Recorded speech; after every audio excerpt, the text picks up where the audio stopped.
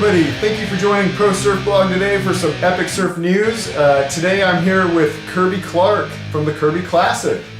Hey guys, how you doing? Thanks for having me. Yeah, Kirby. Yeah. Super stoked about this. Yeah, I'm so pumped to regroup with you after going to your events last couple years, especially the one that just happened as well. And yeah. So a really good opportunity. We'll get into the Kirby Classic a little later in this podcast, but let's start off by figuring out a little bit about Kirby and you know where you're coming from and how you got involved with all this stuff, Kirby. Okay. So story starts Orange County, One Park, California, where I lived. My street, if it was a fairway straight, the parachute jump was right there. So I grew up there and surfed Huntington Beach, skated under the pier and all that during the 70s. Then my family picked us up and moved us to Riverside, California, and I remember driving and seeing the 77 ditch painting there on the 91, just going, where are we going? And so I ended up going to Norte Vista High School, which was in Riverside, and then moved to another high school called Norco High School, which was a town north of Corona, and I had a girlfriend that went to Corona High School, and so I knew the surfers. There was like 5 or 6 surfers for each school that I was friends with, and but they didn't really know each other. And I thought that I was going to put a contest together, and we're all going to get together and see who's, you know, this. And not only that, we can have a bigger brotherhood of surfers. And so we had the 5 o'clock in the morning. We met at the Winchell's Donut Shop, and we decided to drive straight down the 15 to Oceanside, and that's where the very first one was at. And after that, everybody started surfing together, and then we kind of took over Newport Beach, 32nd Street, and to this day we still, as you know, have the Kirby Classic, and we all get back together, and it's a good time. So you were kind of coordinating and doing all this from inland though, because you were still living inland, but you were starting to go ahead and launch these kind of events at different beaches. Yeah, I was living inland, and we would drive and meet Newport. It was like the inland kooks taking over these beaches, but we never really got in anybody's way or anything like that. Right. That they, you know, would be upset because it was always crappy surf when we had it. It seemed like, but I did a couple bids inland too, so I know what you're talking about. Different surfers from the area kind of know who each other are a little bit, but what you brought up is you were trying to bring those groups together because, correct me if I'm wrong, but there probably weren't any surf shops in your area. There was no surf shops in that area, and but there was some really good surfers there, and some of them, a guy by the name of Todd Messick, he went on to be a very good, he owns Art Motion Surfboards, and he was a Quiksilver photographer along with Benny Atkins. So there's a lot of people that kind of got into the surf industry from there. So if you live there, you feel like you're landlocked, you could get into the surf industry, and you know. But there just wasn't kind of like a meeting place, and that's where the coordination and kind of trying to bring people together to surf as a group. No, we did surf 32nd Street, Newport Beach. After the contest, for some reason, that's where everybody met at, and we kind of took over that part of it. And then when I moved to Oceanside, my family moved to Oceanside, and then I moved, and as they say, they followed me, and kind of the same thing here. But back then, Oceanside was empty. The pier and the harbor were the only 2 spots where there would be packs.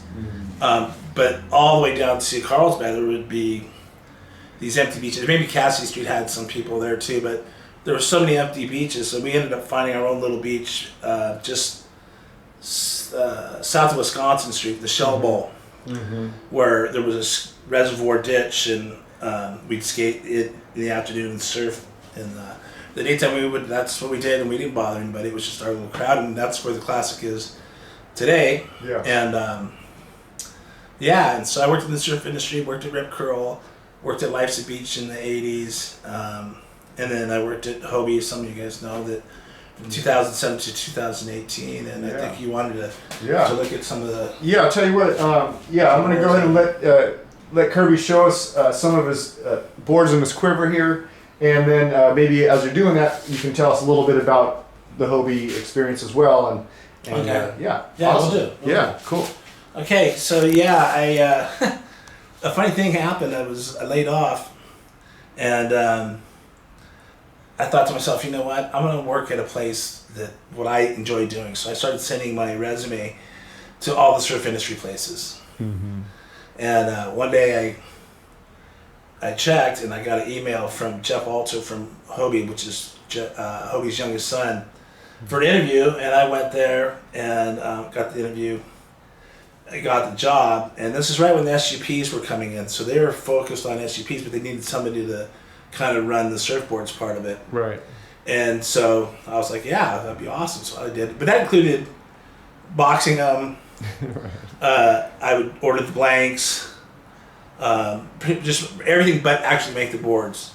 But it was really fun because I had this stack of surfboard things, and I had colored pencils and baton chips, so I was able to design different boards. That was the awesome part of it because I could use my creativity. Sure.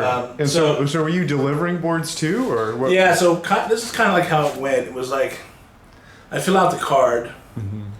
I'd order the blank from one of the blank companies. Yeah. The blank would come in. I'd tag it. I would take it to one of the shapers. Back then there was Terry Martin, Gary Larson, Mark Johnson. Wow. And I'd tag the blanks, put them up. They'd shape them. Once they were shaped, I'd pick them up, put them in the van, take them to the glass shop, or the glass shops would pick them up right from the shaping bay, depending on what.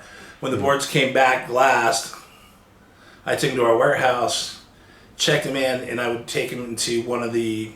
There was 3 surf shops: San Clemente, Laguna Beach, Dana Point, and I would bring the fresh stocks in there, switch them out. And then the customs, of course, would have to go to either whatever shop the person ordered it at. And what were, do you remember some of the names of those shops that you were? They were all Hobie. They were all Hobie shops. Okay, got it. Okay. So they were all Hobie. So you were shaping a lot for your own shops or custom orders. Yeah, or custom orders, or for other stores. We were doing the customs. They would get shipped. We'd box them up and ship them. Right. We had a distributor in Japan that ordered like 25 boards a month. To 30 boards. Yeah, the heyday. Which was it was awesome. But the fun, like I said, the fun part was be able to create the stock boards and just design the colors. And so I figured once it was glass, if somebody bought it, it was like somebody bought my art. Right, it was like, oh, somebody liked that. Your vision. Yeah, and there were some things that weren't.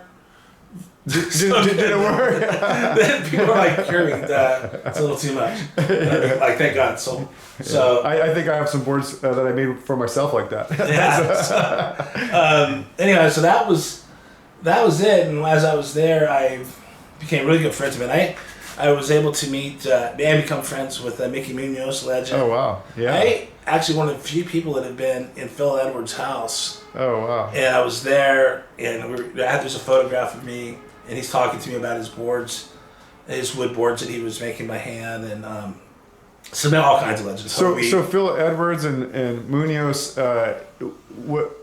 what was their kind of link into Hobie shop at that time, or? Well, they were just Hobie riders from the beginning. Okay. And it's a family. Hobie's a family. It's like once you're in, it's like the mafia. You're a Hobie family, and they are like family. They're really great people. So I was able to meet them and stuff, and of course I didn't have any Hobie anything. Right. But what is that? 10 years. Yeah. So I able to acquire all this, and I can go through, like, this is a Hobie bodyboard. You don't see these around too much. This is just a regular bodyboard, but this right here is kind of neat. Yeah, Hobie bodyboard. Whoa, and that's like a hard glass bodyboard, like a belly board or something. And this is a what we call the Paipo. The Paipo. Yeah, it is a belly board. Well, yeah, I love that little handle. That wooden, is it like a wooden handle on it? Yeah, so this was Terry Martin's son, Josh, made this for me. And those fins. The wooden handle is supposed to be kind of like a whale tail. So it's actually like that, but some people think it's a mustache. Yes. But anyhow, yeah, this thing's really fun, fast. Oh man, that thing was wild. Those bodyboards. So I have to say, I never knew there was a Hobie bodyboard. Were you there? Were the bodyboards already at their shop? I or happened did to they find this like in a swap meet or something. Okay. Years later, I had to grab it because I've never seen one either. Okay. So yeah, I don't know too much about those, but Because those weren't in production when you were working there. no, they weren't in production. So you think that's older or after? I'd say maybe 80s. 80s. Okay. Yeah. Yeah. And then this, which is really interesting. Whoa, This is is that like a kneeboard? What is that? yeah, this is have you ever seen George Greeno? Yeah, I'm gonna put my hands on this thing a little bit here. Yeah. Help me with that. We can take a look at it. And what's interesting is the red part of it is foam.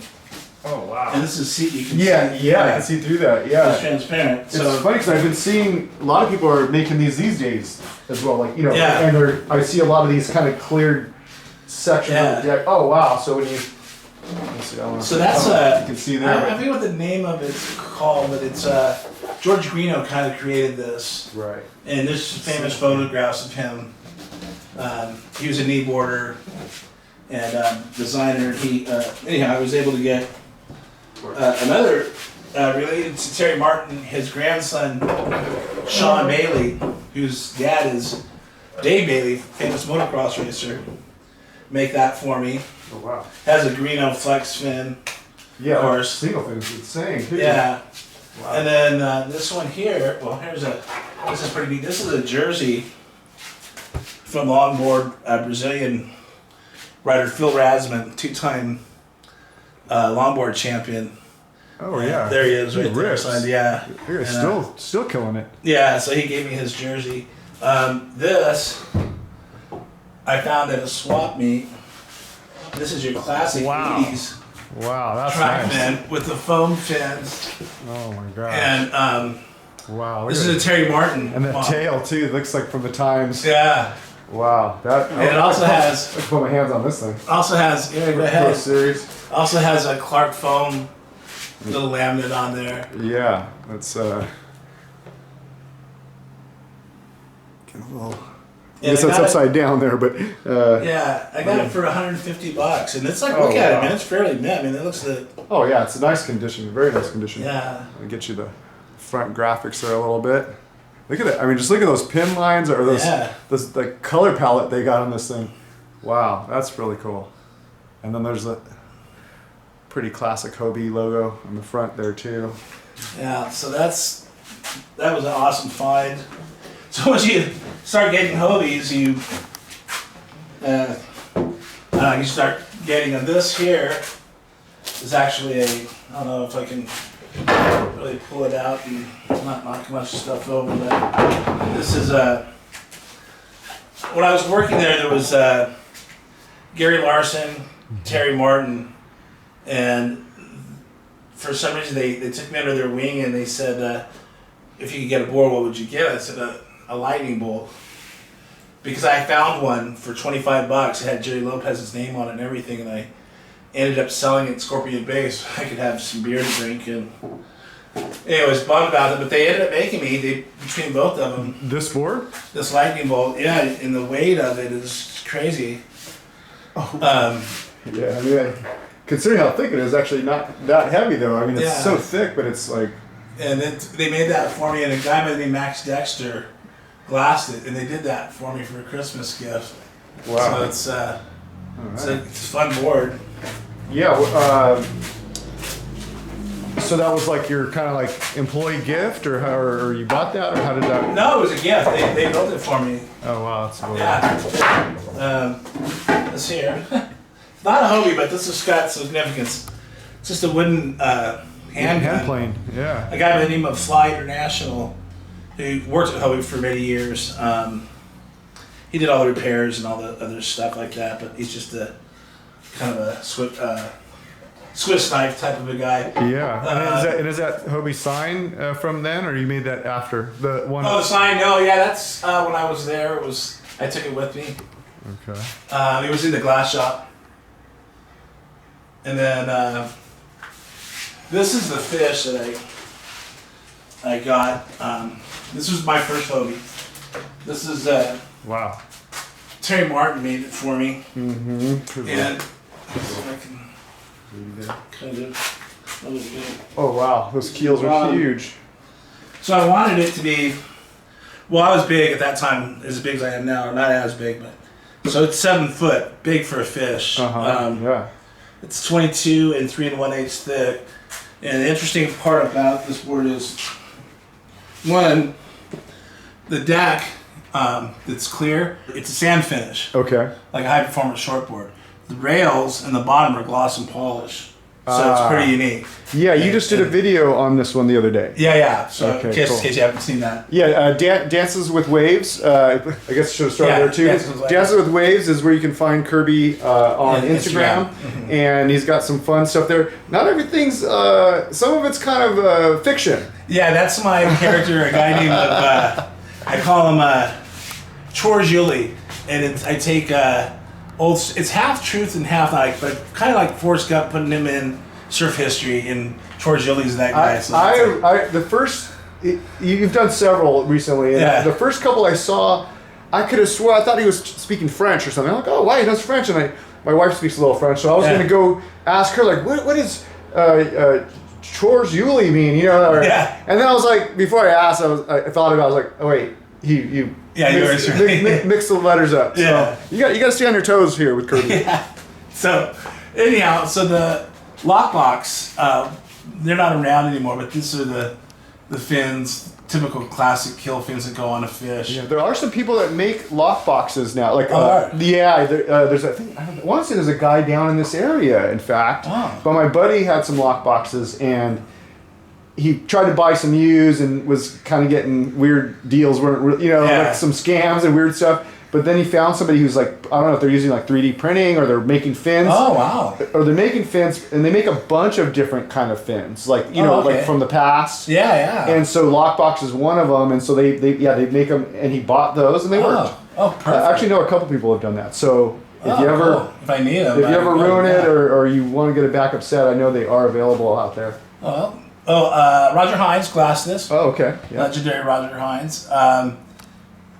I also had a single box put in because there was a time when fishes actually were single fins, and I always wanted to ride one, but I never have. And another thing I got, which I'm glad I didn't show this in the... So before you move on, Hines, what would you say Hines was known for in terms of his shapes or oh my God, or his lifestyle or anything? Roger Hines owns Country Surfboards. Oh yeah. He owned Bear Surfboards, I think, for a while. Oh, wow. Bear from the movie Big Wednesday. Yes. And but he has this Roger Hines kind of really nice classic boards, and if you've seen some of his boards, the craft that he does, like he made a stringer where he just put little chunks, glued them together. Can you imagine a bunch of little squares just as a string glued together? Like how much time that must have took. And then I wonder the flex on that, or how does that work? Yeah, I don't know, but his boards are beautiful. Okay. And anyhow, so he was the glasser for that, and then this is just so I can show you.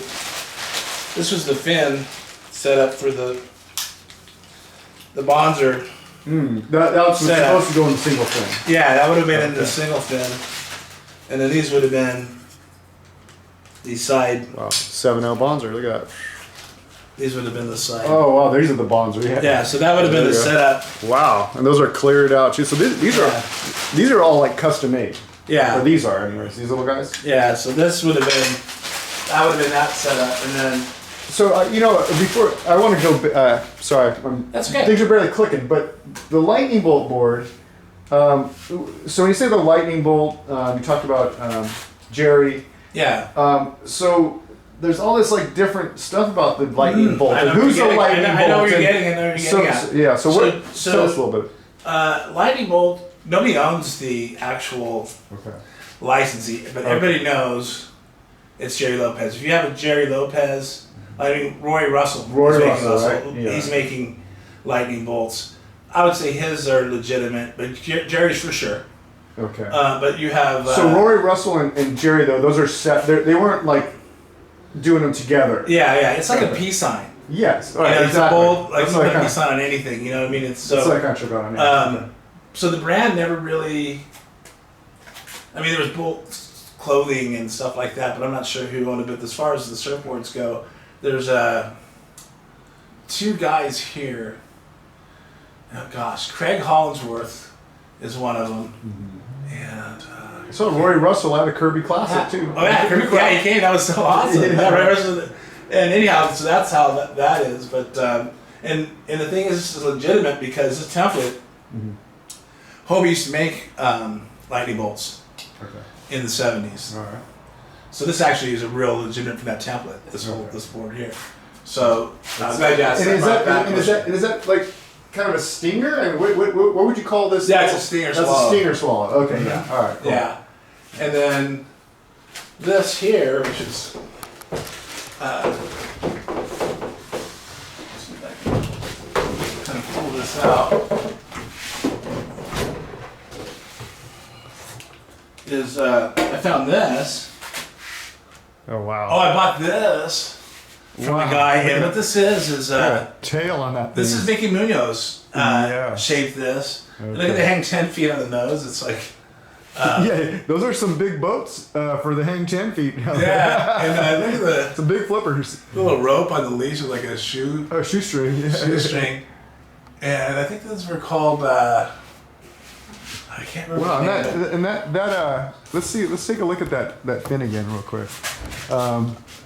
It looks like the shoestring is right there, and there's like a little metal loop. Yeah. Sorry, I feel a little. Sorry. Okay, cool. So that was a great find. I think I got it for like $30 or something. Wow. It's a Mickey Munoz shape, which is really tough. These aren't. This is Wavestorm, yeah, it infiltrated. My brother, I love it. I got that for representing in the quiver. This one here. Whoa, look at that. This one here is another. This is my second board. Now this was interesting here because this one. They said they all have stories. Look how beautiful this is. Whoa, that is pretty nice. And then look at the stickers. How I put them into a cross. Yeah. Right? And then if you look at the stringer, see how it's like really fat and it goes down to like a spear. Oh yeah, that's right. Like a sword, right? Yeah, and the Hobie thing there almost looks like, is it Seiko? Somebody has. I'm sure a lot of people have a logo, but yeah. What reminds me, I think it's the Seiko logo that looks similar to that. But well, what happened with this was I ordered the wrong blank. Because when I first started there, it's a classic blank, meaning it's a heavyweight, like a brown. Okay. But it's a high performance classic rocker. Oh, okay. So it's totally wrong. A high performance rocker board with the heaviest classic weight blank. So it was kind of really, what are you going to do with it? But it's actually, so I go, well, I'll take it. I blew it. Yeah. And I'm gonna try to hold this thing. It actually surfs really, really good. I think actually, and it's not that heavy though. Yeah. I mean, considering this thing at 4 doors would probably kill it. Yeah, it's a really good board. It rides so good. Oh, okay. Let a lot of people borrow it. And, everybody loves it. And man, we could have our own Cosmic Creek style contest just with your quiver. Oh yeah. You know. That's true. Which one of Kirby's boards, can you make work? And this one's really special. Really, really special. Oh, yeah. This one, I shaped. You got a big boy fin on that one too. I shaped this, sort of. Sure, you have your hands in it. It was a machine cut. Okay. And at one point we didn't have anybody. We needed shapers, and I go, shoot, I might as well just learn how to do it. I can make some extra money, by scrubbing an extra $50 a blank, right, or whatever it was. And so when you say machine cut, when was this? This is right when the machines started coming around, which was probably about 2017. Okay. All right. Okay. So I did it, and nice gloss. I can see myself. Yeah. Get myself ready. And Mark Johnson, helped dial it in because I didn't do a great job. But feel the rails. Oh, whoa! Those are foiled out, or I don't even know what's weird because kind of beveled on the bottom, so it's foiled. It feels foiled a little bit here, but it almost comes from the bottom up. Yeah, you can feel. Yeah, and this was actually supposed to be a Phil Edwards model cut. So I never rode it. It almost feels. But that's beautiful. It's got a black heritage. It almost feels. I don't know. It's just the glossy. It almost feels hollow or like. No, it's I mean, it's solid, but it just kind of has a. Yeah, and then it's got a nice dark purple tint, my favorite color. Oh wow! So, yes, I got glasses so you can get it out there, and we're down to the last one here. Yeah, man, so many good surfers surfing Hobies. I just met a couple guys the other day that were super stylish. Tyler and Joe. Tyler Warren. Was it Tyler Warren? Maybe not. Tyler probably searches it. Yeah, I'm not sure if it was Tyler Warren. Tyler Jensen. No, it was a different Tyler. Oh, it's Tyler Jensen. Yeah. So this one's pretty neat. Yeah, this one. Wow. This is a big boy board right here. Yeah, this is 10 foot, and what I did here was I thought of making like a comp stripe and making it a swirl. That's how I came up with that idea. Mm-hmm. And what this was a lot of my boards have kind of that swirl look. So yeah. But I think I get the swirl look on the EPS stuff because of how they have to color them. But this is a poly board. Yeah, it's a poly. And cool. What's really cool about this board is the last days. What happened was Hobie passed away. The family had to sell everything and basically just get away from it, the Hobie Surfboards. Okay. So they had to close the shop, and Hobie Cat ended up buying it. And when they closed the shop, Hobie Cat ended up closing Hobie Surfboards. And so what's the difference between Hobie Cat and Hobie is kind of like a franchise, like Hobie Glasses, Hobie Cat. Okay. So they were just someone in the business family is the takeover. Yeah. Yeah. So they ended up shutting the doors, and the owner said, "Hey," to each one of us that were there last, said, "Hey, grab a board." Oh wow. And this was the last one I got. So that's the story. That's super cool. Of that.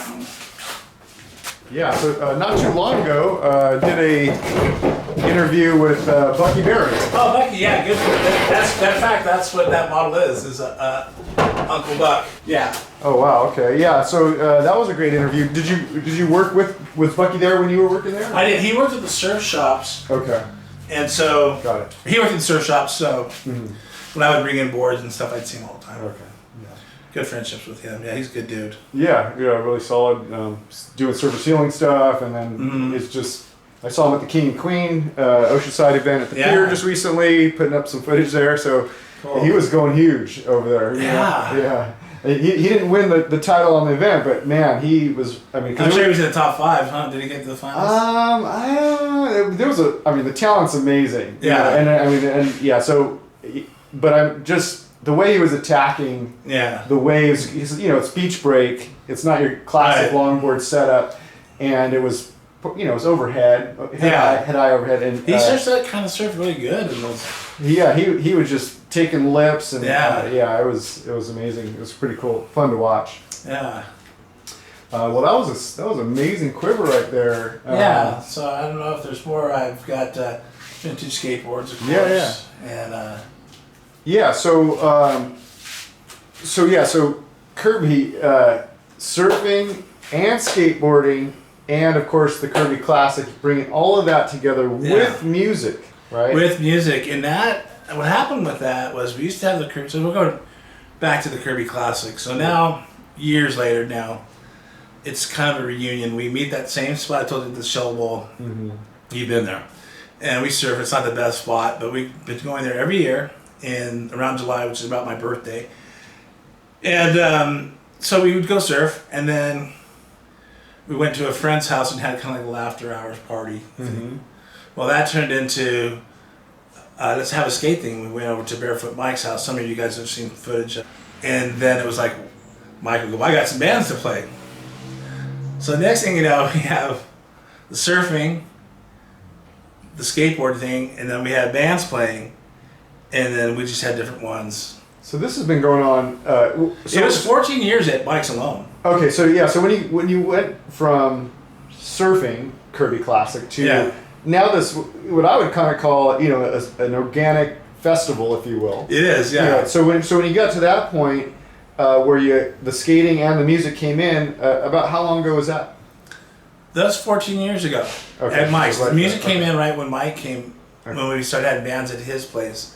And that grew and grew and it outgrew itself up till this year where, we had to change. Matter of fact, that's how, and it was actually one of the first times where, this might have been the second or third year where I actually was the guy who got the bands. Yeah. Was the point for the bands, which turned me into kind of a promoter. Yeah. And it's challenging because each band has to play and they got to be done by a certain time. And so, but I was super stoked because we lost our spot at Mike's. Right. And now I had to find a place. Yeah. So I didn't know what I was going to have. I had another guy volunteer, and then he backed out.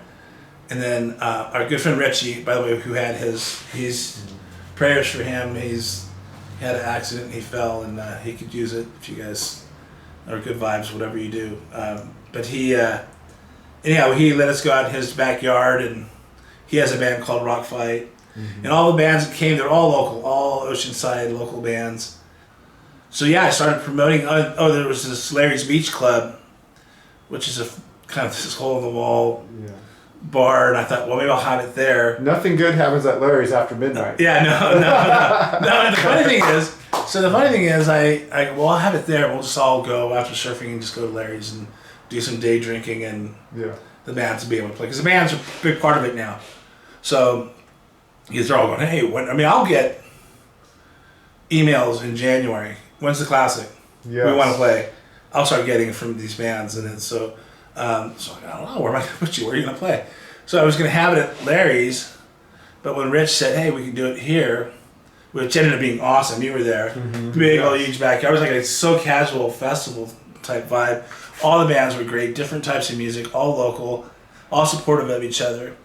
And then we went the next weekend. I ended up keeping the Larry's one open just in case. And I go, I'm going to keep it, and asked them if they wanted to go play there. So the Larry's was the next weekend. Yes. And that was the one where it was so funny because it started at 11, and we had to be done by 6, and it could not have went any more perfect.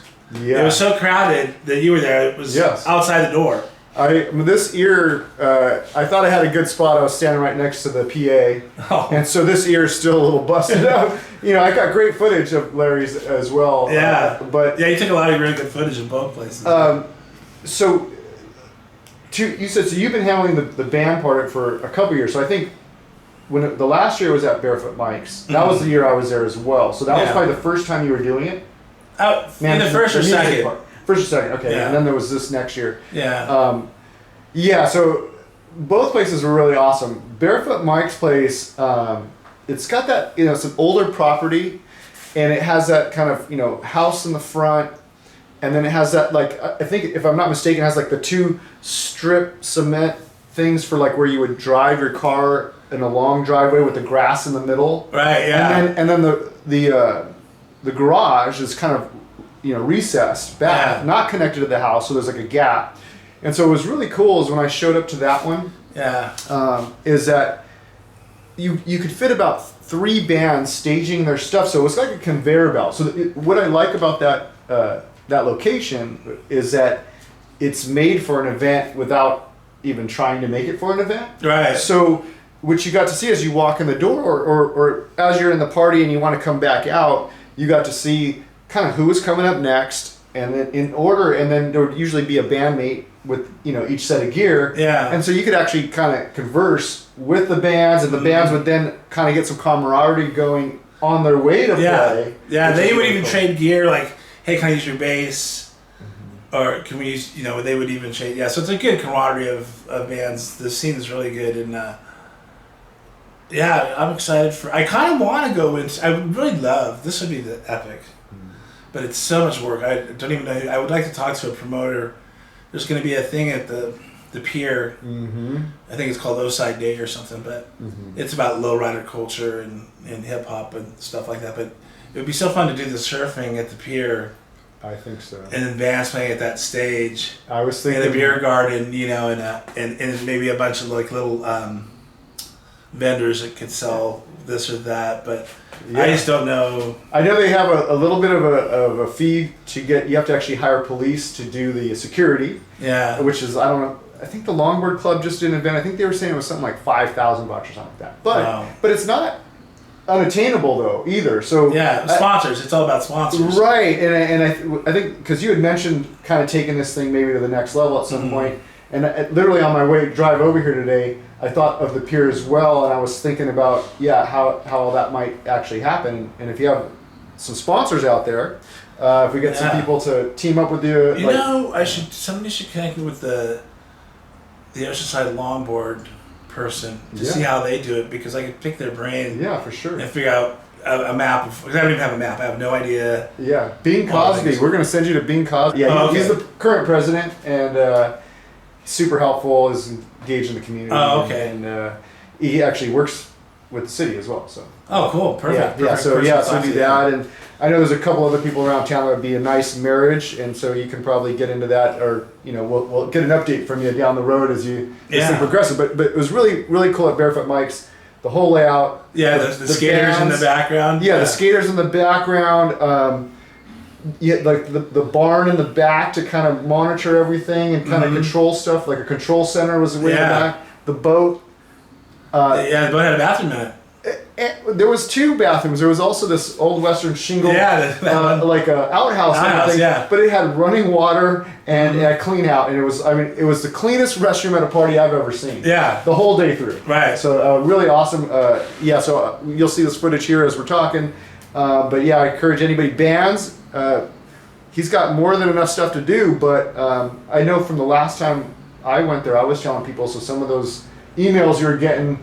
Yeah, I was trying to send people to you as well. Yeah, send them. You got my so Dances with Waves on Instagram, and that's probably the best way. Just DM me on that.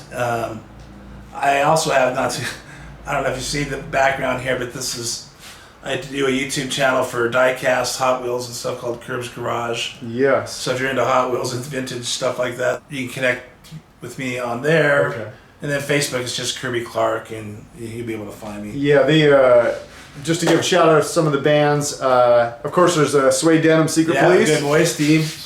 Yeah, there you go. Steve and then Chop Darrington with the Chocolate Bunny Project. Yeah. And then High Compression was another. High Compression, they were awesome. There was, like he was saying, a lot of original music. Just hype. I mean, Chop Darrington and High Compression. I mean, they just brought so much energy to the event, and I'm sure I didn't even see there was, like you said, I don't know how many bands, 10, 14? There was 11 at the Classic. There was only 6 or 7 at Larry's, and one of them was oh gosh, Mike, sorry you're gonna kill me, but his kids band, they do a lot of kind of Sublime-ish covers and stuff. Okay. Really cool. Nice. Reggae. But a lot of local bands that are Sancho Villa, which is no longer, but Pat Cassidy's going to be starting a new band. So we'll see what it's like next year. Yeah, I saw Sancho Villa was hyping up the band or the event, and I think High Compression took their slot or something. Yeah. So yeah.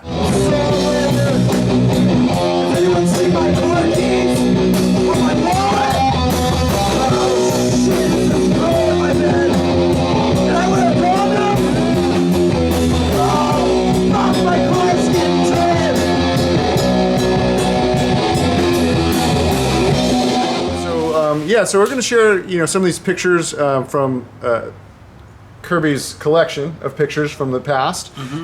So some of these here, we're going to talk about the surfing first. We got this cut back here, or I shouldn't say it's more like a slash. Yeah. And this is like 1980s. Yeah, and this is actually right about when I just moved to Oceanside. I'm wearing a ProMotion wetsuit, and it's yellow and orange like Curran's wetsuit famous at Pipeline. So how did you get those colors? Well, that was a custom wetsuit from Promotion Wetsuits. Okay. I wasn't sponsored at the time, but you could always order it. A custom. And it's funny because if you see I'm wearing booties, and the reason why, if you see a guy wearing booties and he's a kook. trunks, well, either he's a kook, which yes, but also I couldn't afford wax, so the booties help. You don't have wax, or there's reef at the bottom, and there's neither. So I would go with kook for number one because I probably had a little bit of wax on there. But you're a confident man, though. I mean, whenever I've done it. So booties with trunks, with like a Springer or something. I think it was a fashion thing. Yeah, but you have to be confident. Yeah, you have to be good with yourself. Yeah. So I moved on here to another pick, which is actually a sequence here. I think of 3 picks here. Okay. You're kind of leaning into kind of a cutback as well here. And this wetsuit is a full, no booties this time. No. Looks like a short sleeve full. Yep. This is when I worked at Rip Curl, and it's when I worked at Rip Curl, so I could always make my own custom suits. Oh. It's gray, and with the day glow kind of yellow there is this stuff called Expandex. It's like 4-way stretch rubber for when you're paddling. Oh, yeah. And then that board I'm riding, I think that is a guy by the name of Gringo. I don't think it's Luke Moore. I was riding Luke Moore's for a long time, but when he was gone, Gringo was kind of the backup. He was a great shaper himself and surfer. Yeah, same sequence there. You're doing the cutback. You're in the cutback there. Yeah. I mean, so back in the like 80s again, right? This is 80s, 90s, yeah. So man, your hair was on fire. Yeah. Your tan was on fire. Yeah. And this is Oceanside or is this? This is Oceanside. This is right there, the shell bowl we've always surfed at that I told you about between Wisconsin and Oceanside Boulevard. Yeah, the same session. Yeah, Rip Curl. You have the Rip Curl. Yeah. You were working there, but you got it on your board. Oh, it is Luke Moore. This one's an Elmore. It says Elmore right there. So okay. There's a Luke Moore, and then there's a W. And Luke Moore was participating in the Kirby Classic this year as well. It wasn't actually. He won. There's a new award from Zach Reinhardt. Did you know Zach? Yes. That passed away. Yeah. Amazing surfer, local kid. But we gave an award, and it's for kind of like the best surfer skateboarder combination. Okay. And Luke Moore is both amazing. The year before we gave it to Mike Cottrell. Okay. Yep. I think I remember that. Yeah. Luke Moore has kind of that bob haircut right now. Yeah, blonde. Yeah. And he's a great shaper. He shaped my boards, and he's from New York originally, and he one time he was back in New York, and a board ended up in a box in my yard, delivered. And he just sent it to me. Wow. Here, try this out. So, been friends for a long time, and that's a cool board. Off the whitewash, when the waves are crappy, you don't got no face. Foam climb. Left. Yeah, you just kind of try to do a little something with it. I'm scoring myself big points if I do that. Yeah. And then right here, whoa! This is it. We'll put the brakes on right there. Yeah. So this is Pink also wetsuit. Luke Moore. This is another promotion wetsuit. Okay. This was off the rack, pink and black, and I invented this. It's called the layback, look back. So you're doing a layback, but looking back at the barrel. Yeah. So 1988, by the way, people. Yeah. This is 1988, and the layback, look back, which I'm going to go back here. This is not related to these old pics, but recently looks like you were in Huntington Beach at the Surf Museum. No. This is actually. Oh, I'm sorry. That's over by the airport over on 76. Yeah, that's sorry. Yeah. My bad. There's a couple big waves murals around town in Southern California, but this one's kind of that look back. You're getting barreled, facing the wave. You're not even looking to the shore. You're just looking into the abyss. And what else do you notice? There's a parking sign right there. I don't know. I'm Goofy Foot. Oh man! See? And actually, I was a really, really good switch stance surfer. I could I could. Oh. You might even see. But I don't know. Oh wait. So in real life, you're not Goofy Foot though. No, real life I'm regular foot. Yeah, because I was just going, hey, I should have noticed that. I just went back to another picture over here. But yeah. So you, why are you going switch stance? Look back. I mean, this is technical. Yeah. Yeah, right. I'm on a long skateboard. Yeah, this is. I just saw that mural. I was driving by. And I go, man, I have to get this photograph. I wish that sign wasn't there. I know. There's a couple things there that they could kind of facilitate that. Yeah. Thing. That's a pretty cool mural, though. So. Yeah. You know who did that mural is a guy by the name of John Glom. Okay. And John Glom worked at Life's Beach when I worked at Life's Beach too, and he was the surf team captain, and cool. super nice guy, great artist. He also started Backyard Boards. I don't know if you remember those. I don't even know if they're still around, but yeah, all those murals there in the Airport Road surf industry. That's him. He did those. Yeah. Oh wow. So here we have another one. This is more of a, I don't know, magenta or purple wetsuit. Like a lavender. Lavender. There you go. Head to toe. And this is, if you've seen, there's a famous picture of Christian Fletcher. You can see my Christian Fletcher vibes if you saw the photo of him back then where he's doing Ariel in Surfing Magazine.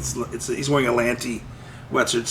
So that was basically me ripping off a Lanty, his wetsuit. So because I was a big dork and try to copy him. I like how you have. I'd say that's fine. I wish I could copy his airs. Yeah.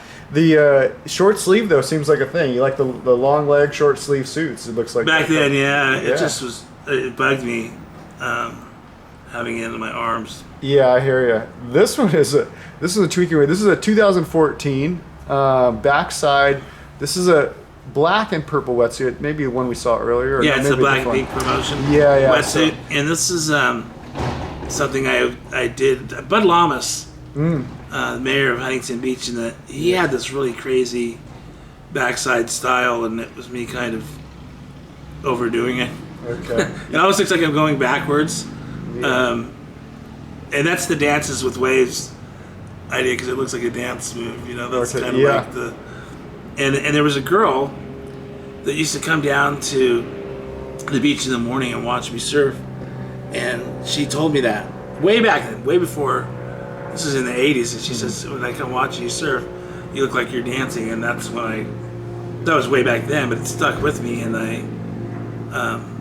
when I came with me to make a name for my Instagram, and Dances with Bud Lamas, I didn't know him personally, but he lived on the street I lived on, Detroit in Huntington Beach. Oh, he did? Oh, okay, yeah. Yeah, this was in the 90s, though. He probably moved around, but he had a little Volkswagen bus, and then that was kind of the Black Flies these days, I think, as well. Yeah. There's another one there. There's your Hobie one. So, all right. So, we've been kind of hitting on all kinds of stuff. We can't let get through the podcast without talking about skateboarding. So, Kirby, you're skateboarding from way back in the day as well. This right here looks like a 2014. I actually had some questions. I have several skate pictures. This is actually keep it there. Zoom in there. Yeah, zoom in. Does that look familiar to you at all? Well, that's what I was gonna say. I'm like, there's airplanes back there. So is that the 76 or what? What is this? The new animal shelter off the 76. The Humane Society. Humane Society. Yes. That road that it's on. Yeah. Well, this is the old Rip Curl building. And this is where the warehouse was. Where we shipped everything, and it was all stored and everything was there. And we built this ramp there in the backyard, and this is at lunchtime.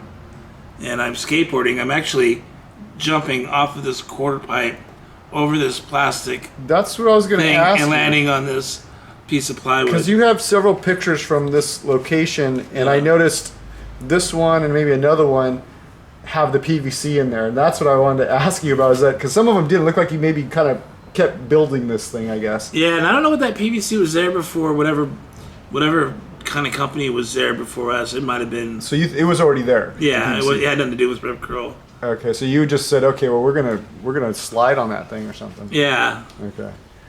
All right, sick. Yeah, there's me jumping over it. Okay. And I'm actually on a longboard. It's not even a shortboard. It's like a 40-inch long skateboard Vision. Yeah, and you're doing a grab. You got the black kicks on, whole black Visions. outfit. Yeah, all black. You're almost looking gothic there. Yeah, with that. yeah, that was the deal right there. That's pretty sick. And then this one. Woo. Yeah, this was this ramp out in Vista, and they told us about it. And you see how there's a lower end right there? You can see that at the bottom. Yes. See that? So it was like this. There's a high end and a lower end. Yes. And I asked a friend of mine, Don Anson, who's photographing. You see, it's probably hard to tell, but there's a couple of guys here with red cups. Yeah, it's hard to see. There was going to be a party there really soon. The keg was already tapped. So you guys were already partying, or were those cups unused? Or they're just they were drinking them. You see, there's a guy there with a red cup. Yeah, party's on. The keg, it just got tapped, and we went there to skate the ramp, not to go to the party, but. So I dropped in on this side, the high side, and I came up. I had him stand there. He was on a ladder, and he took the picture, and I couldn't have wanted it any more perfect that he got it. And and at one point I was landing onto the low side, and I over-rotated and landed backwards. But yeah, it was a fun. Matter of fact, Luke Moore was there that day. Okay. This is a place in Fontana they call Backdoor. It's this really neat ditch that there's they call it Backdoor because it's you see it from the back door of the warehouses. So all those warehouses out there, I think that I think Amazon's there and stuff now. It looks like I wasn't sure what this was at first. It almost looked like a ski lifts or something weird. I was like, where's he at? Because it's so white. And probably just a picture exposure to it. Yeah, it's a brand new ditch. You can see these poles and stuff like that. The fences aren't even up yet. So. Oh, I see. Yeah. Whoa! Short hair Kirby. Short hair Kirby. And do you know where this is? No. Does that give you that thing right there? Give you an idea? Oh, maybe not. Those are some apartments. Never mind. Maybe not. Go ahead. I thought it was something. So that's downtown Oceanside. We had a park there for a little bit. Wow. A wooden ramp park there. Yeah. Matter of fact, I lost a bet. I had long hair and I lost it and had to shave it. And so what? I mean, it's so weird when they get rid of a skate park. What's there now? Do you know? That's downtown, like right by the pier. That's where all the big the city stuff is at, or no, where the big hotels, the big okay, right across the street from the pier. Okay. That all those buildings and stuff. Yeah, that's what's there now. Oh, by the tunnel? Is it not too far from the tunnel? Yeah, it's close to the tunnel. So. Okay.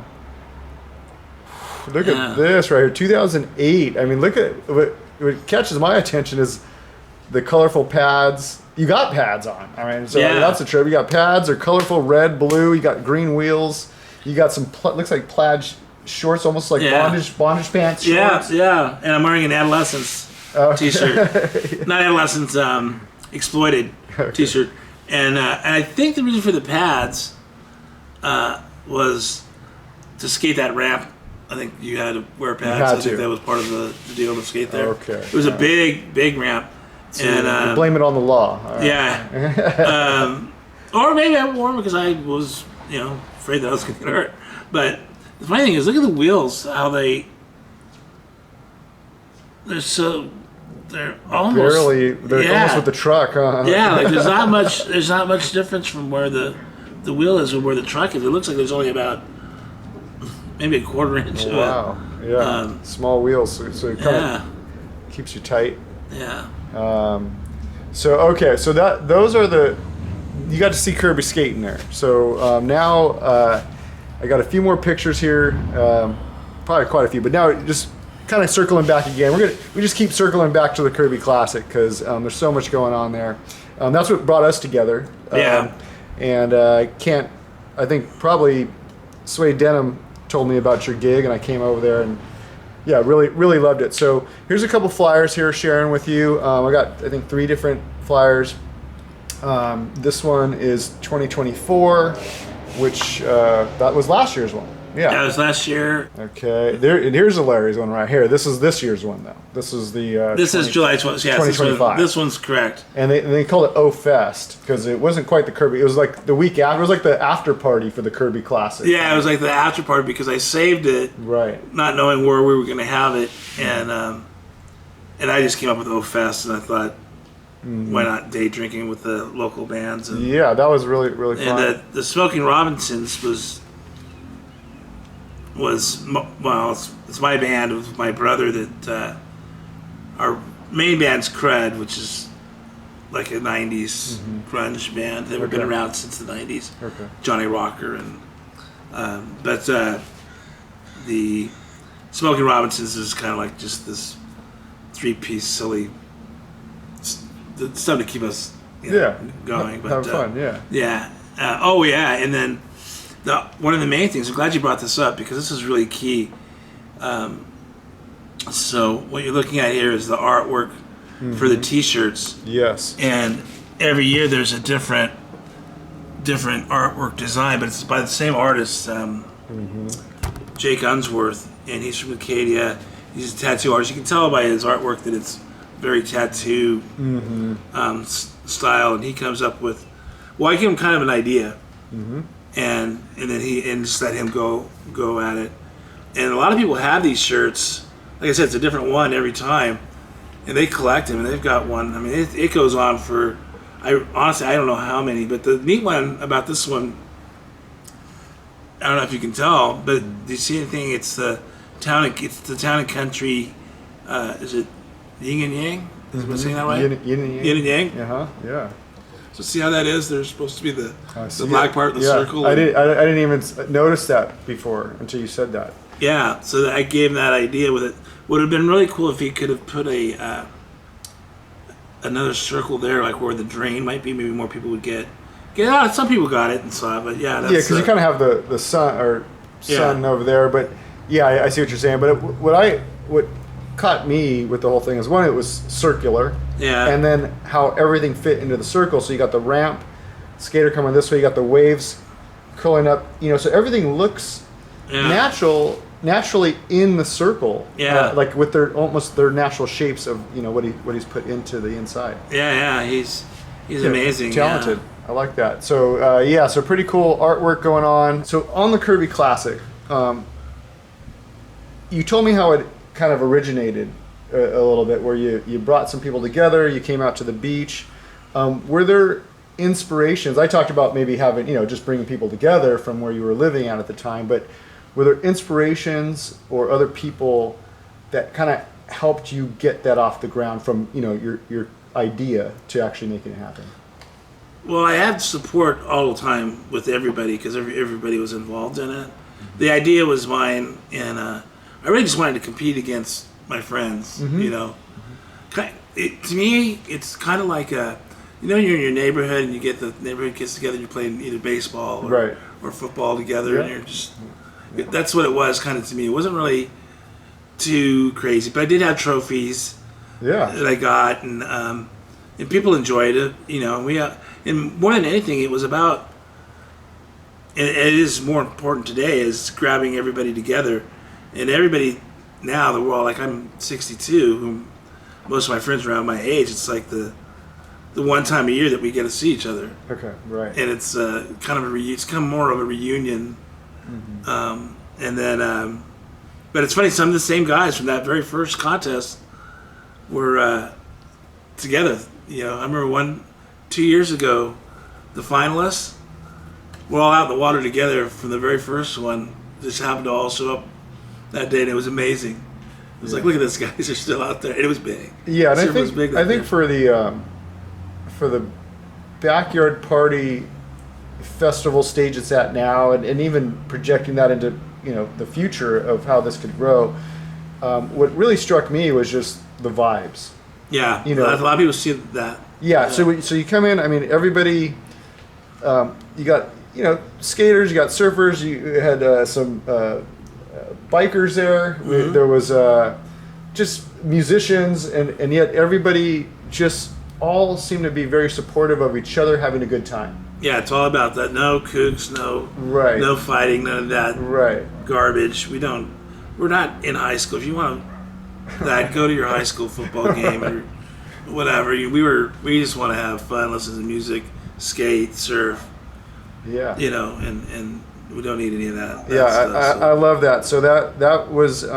And kids would be there. There's families. That would be there. And Uriah McDonald. He was out there shredding the bowl. The bowl, yeah. I gave him an award for skating it. There's been so many interesting. I mean, Dwayne Peters has been there. You don't know him. He's the '80s skateboard pro. Yeah. There's been all kinds. There's people there that I haven't. The drummer for Sublime's been there that just sat in. There's been all kinds of different people, but there's been kids and I saw a bunch of kids stuff. So it's a pretty cool vibe. The people are really cool there, and so how many? Kind of two questions related, I guess, is you talked about getting emails in January. That kind of starts kicking off some of your coordination, but how much time goes into putting this together? Because it's very organic and very just feels like it's just happening, but surely there's a lot that goes into prepping for this. Yeah, actually, this year was it used to be very easy. Mm-hmm. Shell Bowl, no problem. We're going to be there 7 to 11. Everybody knows that. That's a gimme. And then it would go over to Mike's 11 to 4. And then it was just really the only thing was organizing the bands, and that was the toughest part of it. But this year, when Mike didn't want us to have it there, now I was trying to find a location. I almost just said, we'll just go surfing and that's it. And not. I was really kind of stressed about it, but then I just kept going at it. I figured I have to do it. I got to give it a try, and it ended up working out. And next year is going to be more. I don't know what's going to happen, but yeah, it's usually around January people will start sending stuff, because as people come, they're not just local; they come from out of state and stuff like that. They make their vacations around it, so it's something I kind of feel obligated to do. But yeah, I start, and then at some point I'll start thinking I need to come up with a new design for the shirt or something, and let him know, and then I start making the flyer on the Facebook. I make the event page and I send it out to everybody. And it's so funny because there's people that I don't even think that are on Facebook or even my Facebook or whatever, but they see it. I'm like, how did you know? Yeah, I think it spreads by wildfire a little bit too. Yeah, people start talking, and then oh really? Yeah. So how much time though? I mean, you think is it days, weeks? How much time do you think? Obviously you're not tracking it because it's a little broken up on. Yeah, it's broken up. It's a little bit at a time, so it's usually the first thing will be the t-shirt design. The day is always around. It's always in July. It's either around July 12th. Okay. It's always in between there. Right. Middle of July. It's always there. So the date's always right there. So I got that. And then it's the t-shirt design. I send that to Jake, and I don't even need to worry about that until the time. Me and him have a rapport of how I make him payments for the art. And by the time it's over, he's paid off. So that all works out. So that's settled. And then, next year, is Rich going to want us to come back to his place? And like I told you, he's had that accident. And, that is that Rich. It's that Rich, yeah. And hopefully he'll be healed, and we'll see what happens with that. He did a pretty big property, so it definitely housed everybody.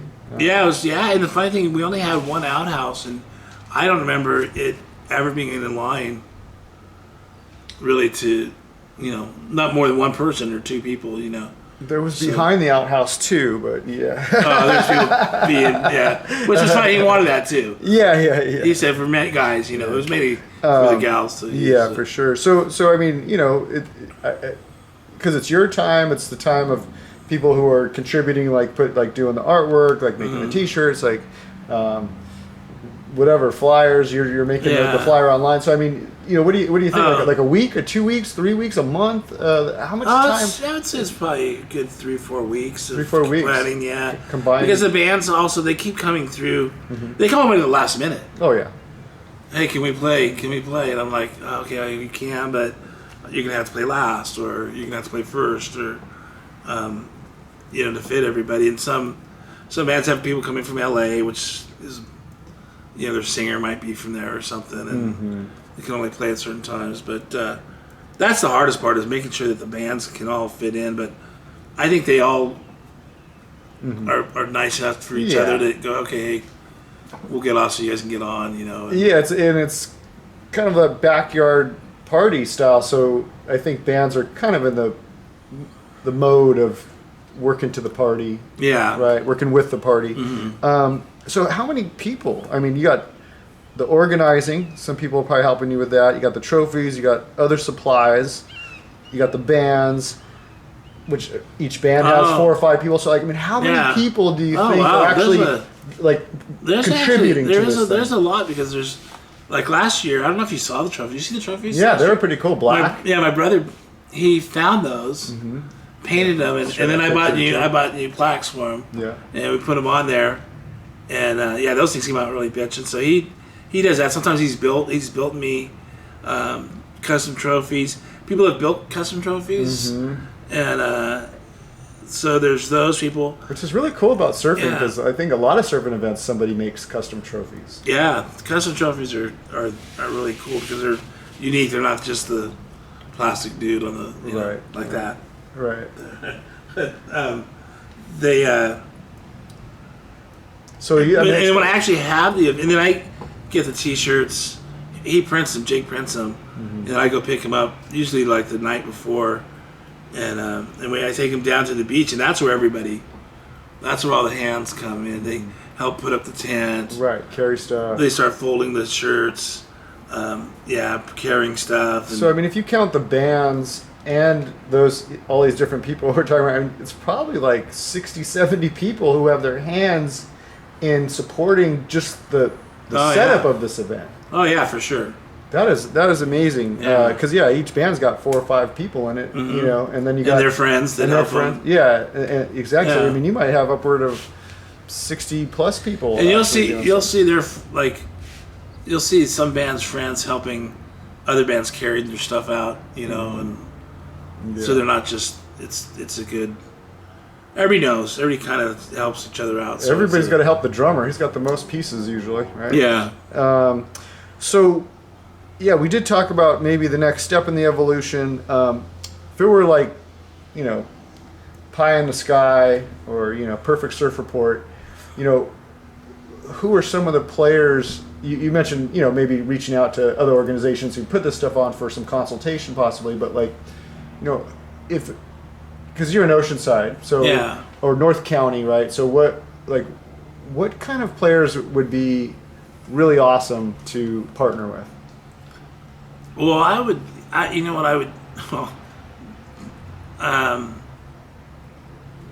think of a nice beer company, like whichever one. I don't know, one that's Modelo. That's what I like. Whatever. Yeah, whatever. a beer company that can have a beer garden that will be able to support money-wise. Yes. For all these fees that we would have to pay for. Right. So it'd have to be somebody that's pretty big that can help with the dollars, and then a bunch of. I'd like to see a lot of local. It would be kind of really cool to have some of these local restaurants, like I prefer not the new.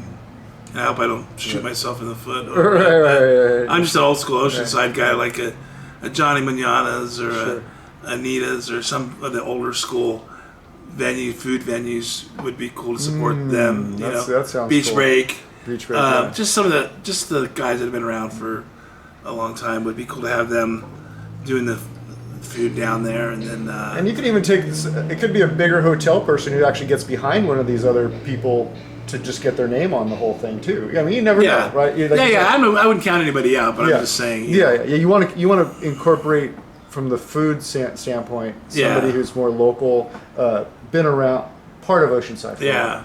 And Surf Ride and all the little surf shops would be cool to have the the little skate shops. There's so many little skate shops would be cool. What would be cool too is what I envision is so the surfing, of course, right at the pier. And I'm not talking like there doesn't need to be a big scaffolding of judges and stuff like that because it doesn't get judged. It's just it does sort of, but it's just free surfing and then but with some nice music playing for them while they're surfing. And then you come in and there's a stage where all the local bands are going to play. And it has some kind of like a mini bowl, wooden ramp, kind of in the center there. Sure, that makes sense because there's a lot of space right there. Yeah. So you can have it kind of maybe right in front of the stage. Yes, where it's almost out of like mics. The band's still has like a wooden kind of bowl. So because having the skating close to the music is key. Yeah. So it'd have that and. Maybe people could still dance and slam on either side of the bowl, or even in front of it. That's how I kind of envisioned that, and just so kind of like here's the shell bowl, here's the surf pier, yes, and then here's the mini ramp, and then over here are just a bunch of easy up. Like food and swag and then over here would be like the beer garden, and then that's how I kind of envision it, Okay, yeah. I don't know if you guys see my scribble there. Yeah, there you go. Look at it. So there's your tents down below, skate bowl right there in front of the stage, and then you got the pier and the waves. Waves are going to be better than that though when we get there for sure. And then of course the beer garden over there. So that's kind of like how that would be my dream right there. And then maybe even you could hang banners by the big sponsors along the pier there, Right. So the Jam Shack. Okay, so the Jam Shack. Yeah, so I got this picture here from way back in the day. This is kind of the music scene is how I looked at it. You're going to fill us in right here, but this has Chris, Paul, Jeffrey. This is 2006. So tell us about this picture here. Okay, so this little green house, you can see kind of a part of it's a little green shack. Yes. I rented it because I wanted to make a recording studio there. And the landlord at the time said, I'll rent it to you for $200, but you need to live in it. And I said, okay. Okay. So there was a bathroom and a shower. Okay. Cool. But it was very raw, like there was no wooden floor. And the floor was kind of like this, and when it rained, water would run through. So we had to build like a wooden stage so that the water would run through, and we wouldn't get shocked. But there was a full recording studio inside there, and this is this on a private property? Is this at a commercial place? Yeah, it's on a commercial property. So this is actually where Mike's Liquor is on Coast Highway. If you walk straight down like you're going to the beach, you'd run into this chain link fence, and that's where. This is, it's an auto body repair shop. It's still there. Seaside Auto Body Shop. So the little house, I had built part of it as the recording studio, but it was like a jam room where the bands could practice. And it had the little window where the mixing board and the other half was really my room, was my living quarters. How big is this thing? It's not as big, but it's so funny because it's like it was enough to have a place for 5 guys in the band to practice, a mixing room with a table like this big on the other side with the window, when we did our recordings. And then the other half, we went up these stairs, 2 steps, and the refrigerator was in there. The bathroom was on the left, and I had this big L couch and then my big king-size bed. That was my living quarters. So that's where I lived at. And it was so soundproof that I could be in my room while a band's playing, rehearsing, and watch the Laker game, and it wouldn't even bother me. That's how soundproof it was. And so what this picture is, actually, Jodie Foster's Army. Do you know who they are? No, but I've heard of it. But yeah. So Jodie Foster's Army is a skate punk. They're very popular in the punk scene. They're in here rehearsing. Okay. These guys are all Oceanside. At the time, were musicians. There's Bill Townsend from the Perverts. There's Joby from Naked Lunch. That's Paul Ely from the Union. You know, Chris DeMille. That's me in the background. Mm-hmm. And then just some of the other local guys. So they came to hang out. They would rehearse there, but they came because Jody Foster, the Army was practicing, so they could actually listen to the music from all of us hanging out right there, and that was a great opportunity to take that photograph. Nice. So that was that. No, switch here. Just a bunch of Kirby Classic Mike's, Barefoot Mike's house. Yeah, this is an epic venue. Yeah. I miss it. I wish we could go back to it. Matter of fact, I was thinking about because at one point what we did was we would surf from 7 to 11, go to Mike's from 11 to 3, and then go to a different place from 3 on. So if we maybe only go to Mike's and skate for just a couple of hours, maybe have one band play, and then go to another venue. So what's the because you did it at Barefoot Mike's for 14 years almost, you said, right? 14 years, yeah. And it's the greatest venue ever. Now I know that part of it's South O, but actually both locations this year and last year, South O, which is awesome that you found a backup location in the same little area there. Yeah. So obviously the area is changing quite a bit, but is it that there's too much noise, too much attention? What is making it a challenge? Or Barefoot Mike's just tired of people tramping? Two things I think happened with Mike. One, his mom, her not rest in peace, but she's getting older and she's I don't know what better way to say it, but she's just I think he wants to take care of her. Yes. And with all that, the people and stuff like that. Sure. The second thing is people, even though he had the bathrooms and everything, people were peeing in the alleys and causing stuff. And because there was a lot of congregation. Yeah, so the cops were giving them a hard time. And I told him, I go, dude, we can have a curfew. Mm-hmm. We can shut it down because he would let it go till midnight. Right, which is pretty cool. And just shut it down at 10 o'clock, 9 o'clock. It doesn't have to go on till, and he doesn't even drink. So he's there with a big house full of drunks. He even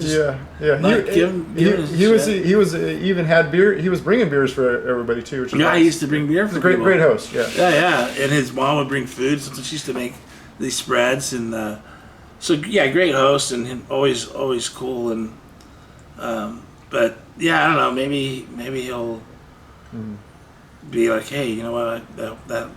Let's go ahead and do it this year. I don't know. With that, we got plenty of time for that. But anybody with a huge property with ideally a skate bowl in the backyard, or somebody's out there in South O, ideally, right? That's right. Yeah, right down South O. Let us know. Reach out to Dances with Waves. Or if I wish there was a portable bowl. That was hard for me to try to find. I thought there would be something that you could do, because that would have been what Rex had a big enough backyard. We could have put that was pretty big. You didn't a mini ramp there, but I guess it's too logistically. It's really difficult to move something that big. Yeah, I mean, but even at Rick's house, that got shut down kind of early. Not super early, but and that was planned. Oh, okay. Yeah, me and Rick talked about that. He goes like, I don't want to. I go, we'll just shut it down at 10 o'clock. And he goes, we'll shut it down at 10. And then, if other people want to, of course, certain people will hang out. But yeah, there wasn't, I was ready to go when I was ready to go. I was there all day long. And you're there from the morning. Because I think last year I came in the morning, but then I left. Yeah. And then took a break or, did regular stuff. And then I came back. Mm-hmm. And then, left again. So, you definitely have great endurance because it's a long day. Yeah, it was. I used to leave. Before I would leave at 3 o'clock. A lot of times, Mike's I just was burnt. But now, for some reason, I wanted to stay this time, and I'm glad I did. And I don't even remember. Oh no, Mike Cottrell gave me a ride home. Yeah. So nice. There's so many nice people. It's cool. Because you got your hand in the music part too. So obviously staying to hear the music and I want to hear and help them kind of move through their performance and line up. Really cool, Kirby.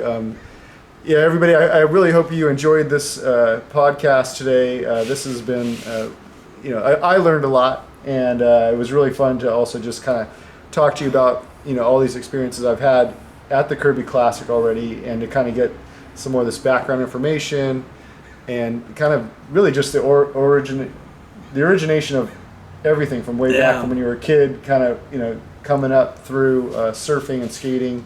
Yeah. And music. So, it's kind of this thing that this trifecta of interests. Right. Yeah. It's the three things that, and there's a lot. You'll find a lot of surfers, skaters are into music. I mean, a lot of them are. 'Cause it's the one thing. It's what it all has in common is creativity. And surfing, you're yourself, and you're being creative on the wave.